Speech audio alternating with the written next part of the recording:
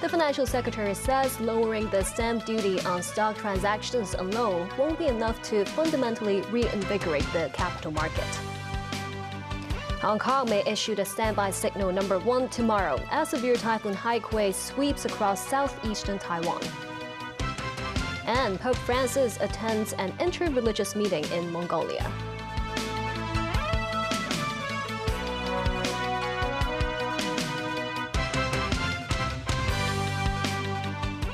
Good evening, and thank you for joining us. The government is studying ways to strengthen the liquidity of the city's stock market, while some suggested lowering the stamp duty on stock trading to boost transactions. Financial Secretary Paul Chan said that won't be able to fundamentally reinvigorate the capital market over the long term. Earlier, the government set up a task force looking set to enhance Hong Kong's stock market liquidity. In his latest blog post, Financial Secretary Paul Chan said the task force will convene its first meeting this week. That's after the mainland's decision to halve the stamp duty on stock trading to 0.05%. Hong Kong's stock transaction is subject to a stamp duty of 0.13%. While some said Hong Kong should lower the duty rate in lockstep with the mainland, the finance chief said the move won't be able to provide a long-term and structural boost to stock trading. Citing statistics, Paul Chan said the stamp duty has been lowered 3 times between 1999 and 2001. So the average daily turnover for Hong Kong stocks dwindled from $14.3 billion in 1997 to $6 billion in 2002. In 2021, following a small hike in duty rates, the daily trading turnover in the first 4 months even increased 2% compared with the year before, Paul Chan said. He said the key to improving the market is positive investor sentiment. That would relate to the capital inflow volume to the market and hinge on the performances of the economy and companies, not just on the stamp duty adjustment. Piecemeal measures in hopes of stimulating the market would only be counterproductive while diminishing investor confidence, Chan said. The city's finance chief added misunderstanding arisen from political bias from the West also disrupted faith towards Hong Kong and mainland stock markets. With that in mind, Chan said the SR government will invite more guests and venture abroad, including Europe and the US, to proactively explain the potential and opportunities of Hong Kong over the next few months. The observatory says the standby signal number 1 may be issued on tomorrow morning as severe Typhoon Hiqu has entered within 800 kilometers of the city. The forecast track shows Hiqu will enter the Taiwan Strait tomorrow after barreling into southeastern Taiwan today, and then move towards the coast between eastern Guangdong and southern Fujian on the mainland. However, there is still uncertainty over the trajectory of Hiqu. The observatory said the weather will be hot in Hong Kong on Monday, followed by showers in the following few days. Italy's foreign minister says trade between his country and China has not improved since Rome joined the Belt and Road Initiative 4 years ago. This a day before Antonio Tajani visits Beijing. The Silk Road did not bring the results we expected, Tajani said. In 2019, under a different government, Italy became the first major Western nation to join China's infrastructure project. Tajani now thinks the government may not renew Italy's participation. Italy has until December to decide. His current agreement with China runs until March. Under the agreement, the two parties can end the deal after 5 years. The partnership gets extended for another 5-year term. Italian Prime Minister Giorgia Meloni says she is planning to visit China in one of her next trips abroad. 2 Chinese citizens and 2 other people have been killed in the Democratic Republic of Congo.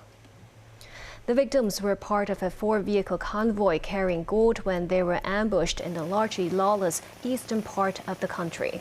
An official in the Fizi region said the attackers stole parcels of gold and fled into the bush. The convoy belonged to TSM Mining and was carrying gold from a site near the Kimbe River. China is a major investor in the country and dominates the lucrative mineral mining industry. The 2 others killed were a soldier and driver. A Chinese mine worker and 4 others were wounded. The region has experienced a number of attacks by armed groups amid tension between locals and Chinese mining firms.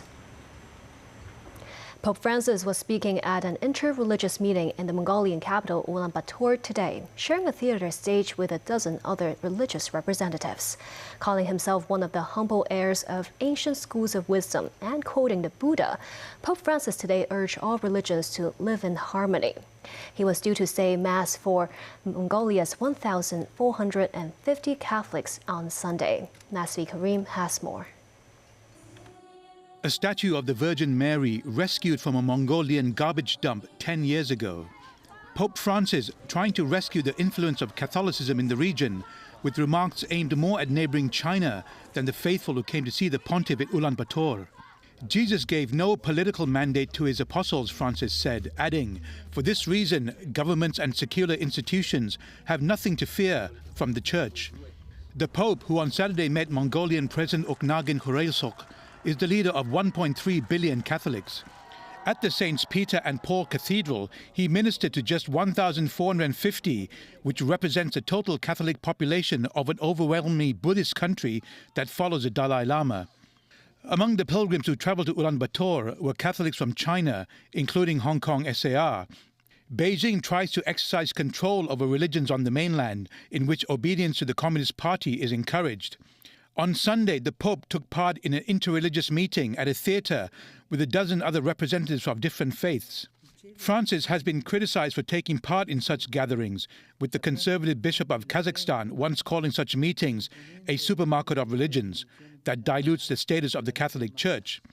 The Pope, however, has condemned the narrowness of such views and insists on the importance of ecumenical, interreligious and cultural dialogue without glossing over differences.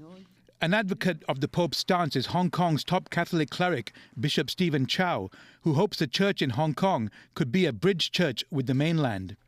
And that's the most important message for our world today, that religion helps us to love and not to separate, not to divide the world. I think that would be a mistake. It's how to come to appreciate each other, the commonality. Nazvi Karim, TVB News. Still ahead, Mohammed Al Fayed, the former owner of Harrods, dies.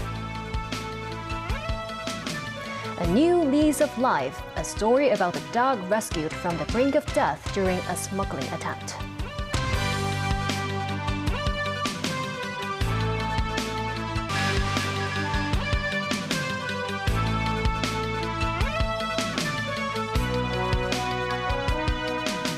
Welcome back. Mohammed Al Fayed's family confirmed the former owner of Harrods died of old age at 94. The Egyptian-born businessman was the father of Dodi Al Fayed, who died with Princess Diana in a car crash in Paris in 1997. David Garrett looks back at his life. Mohammed Al Fayed, friend to music greats and movie stars. Born in Alexandria in 1929 when Egypt was under British rule, the Egyptian tycoon began selling fizzy drinks and worked as a sewing machine salesman. He became a resident in the UK in 1974 and famous 11 years later when he bought Harrods, a London landmark and one of the most famous shops in the world. He had acquired the House of Fraser Group, which enabled him to buy Harrods. He's seen here with actress Sophia Loren at the opening of a sale at the iconic store in 1999. He had a flair for the flamboyant. 2 years earlier was his saddest day. A memorial was placed outside of Harrods in 1997 to honour his son Dodi, who died at the age of 41 in a car crash with Princess Diana in France. Mohammed Al Fayed was seen weeping at the funerals. Dodi had a relationship with Diana after she had divorced Prince Charles. Diana had distanced herself from the royal family, but was the mother of William, heir to the throne. The CCTV images of the couple leaving the Ritz in Paris, which Al Fayed owned, were broadcast around the world. They were the last pictures of them alive. Their black Mercedes, pursued by paparazzi, crashed in a tunnel. Dodi and Diana died, as did driver Henri Paul, who was an Al Fayed family employee. Paul had been drinking alcohol before driving. A grief-stricken Mohammed Al Fayed spent 10 years and millions of pounds trying to prove Diana and Dodi were murdered. He claimed Diana was carrying Dodi's child, but an inquest found no evidence to support his conspiracy theories. That and a scandal where Al Fayed admitted he had paid politicians to ask questions on his behalf in Parliament tarnished his reputation. Although he was popular here at Craven Cottage, the home of Fulham Football Club, which Al Fayed bought in the late 1990s. He helped turn the team's fortunes around and got them back into the top division, the Premier League. He sold the London club to US businessman Shahid Khan in 2013. By then, in his 80s, he'd already sold Harrods to Qatar Holdings for £1.5 billion, 3 times the amount he'd spent in 1985. David Garrett, TVB News. Back locally, the city's Customs and Excise Department has welcomed a new canine member on board. The new recruit was extricated from the brink of death from a smuggling attempt before being trained as a drug sniffer dog. We followed the 4-legged customs officer on its first day of work. A furry customs officer reporting for duty at the airport for the first time, looking to sniff out any illicit drugs or substances. Alpha here has just completed his 10-week narcotics detection training. The 1.5-year-old golden retriever works 4 hours a day and is now among some 70 dogs at the Customs Canine Force, assigned different specialties to detect tobacco, firearms, explosives, and cash. Unlike other detector dogs chosen and bred with optimal operational capability, Alpha can only see up to 3 meters away due to congenital cataracts. Because of his eye problem, he's more rely on his sense of smell. And then he can smell all the drugs efficiently. He is one of our most outstanding work.